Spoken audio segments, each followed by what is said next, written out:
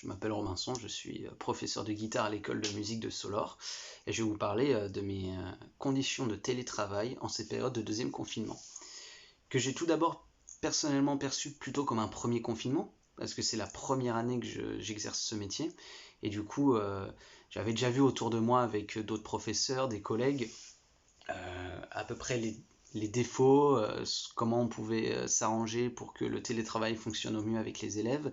J'avais déjà un a priori et j'étais surtout préparé psychologiquement.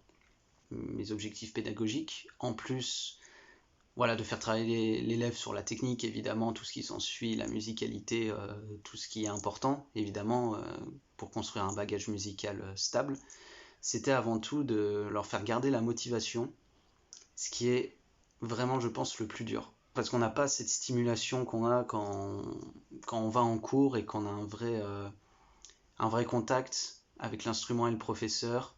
Les cours, en fait, en vrai, sont là pour stimuler l'intellectuel, mais aussi l'humain. Et c'est cette chose qui que j'ai beaucoup appréhendé de perdre, en fait, avec les nouvelles conditions de mon travail. Pour l'instant, j'ai réussi à peu près à m'en sortir dans mes objectifs. En tant que professeur, on a plusieurs options qui s'offrent à nous pour évidemment faire un travail dans les meilleures conditions. La première étant par Skype, voilà, en vision, tout simplement, en direct avec l'élève, ce qui est, je trouve, à titre personnel, pas du tout le plus efficace, parce qu'il y a toujours des connexions qui saturent, des moments un élève joue et puis hop, ça bug, ça grésille, il y a une partie qu'on n'entend pas du tout, des moments le cadrage vidéo et bug, pareil, il devient assez flou, du coup on voit pas ce qu'il joue au niveau des doigts, par exemple en guitare, hein. Et quand je donne une consigne à un élève, il l'entend 3 secondes après, ou alors il l'entend pas très bien. Malgré une bonne connexion de ma part, et généralement, voilà, il y a toujours un ou deux moments dans la séance qui sautent, et ce qui est assez désagréable.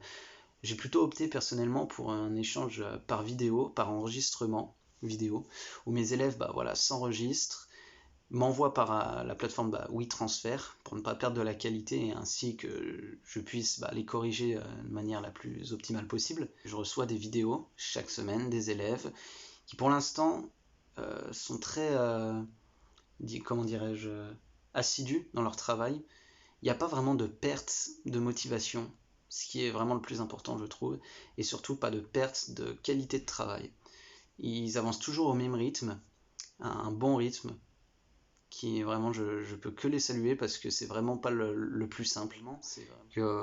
Moi à côté je suis encore étudiant et la gestion du télétravail dans mon université n'est pas vraiment très au point, je dirais.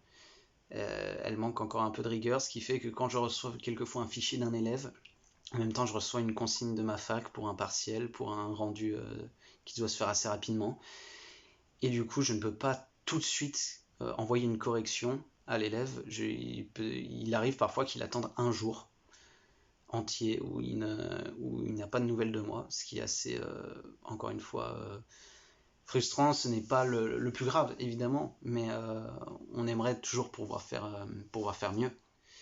Et de temps en temps, en plus des enregistrements vidéo, j'organise quelquefois quelques petites réunions quand même avec l'élève pour discuter musique, pour discuter aussi de l'avenir par rapport à leur cursus, voilà, discuter un peu de ce qu'ils font à côté aussi pour apprendre encore à mieux les connaître vu que c'est ma première année. Et c'est essentiel, voilà, ce contact à garder, ce qui est le plus difficile en confinement, mais voilà, je pense que c'est réalisable et les élèves sont très motivés. En tout cas, par ce qu'ils m'envoient, je le ressens comme ça. Et c'est vraiment, pour un professeur, c'est jackpot, quoi. On essaye de faire au mieux et les élèves nous rendent un beau travail en retour et c'est ça qui fait essentiellement plaisir. J'ai eu la chance de pouvoir côtoyer des professeurs et de pouvoir m'inspirer un peu de leur méthode aussi lors du premier confinement pour essayer justement que ça convienne mieux à l'élève et aux parents. Justement, cette situation, on essaie que ce soit le plus comment dirais-je, accessible à tous, le plus voilà, agréable pour tous, essentiellement. Et je suis sûrement pas le plus à me plaindre dans cette période de télétravail.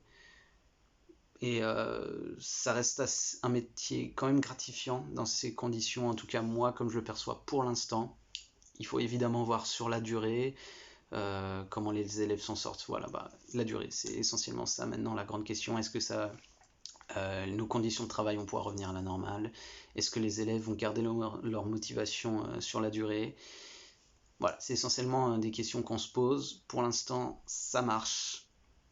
Pas comme on voudrait forcément exactement, c'est pas le meilleur des mondes. Mais voilà, ça marche à peu près. Et il n'y a pas vraiment de frein dans le cursus des élèves, et c'est l'essentiel.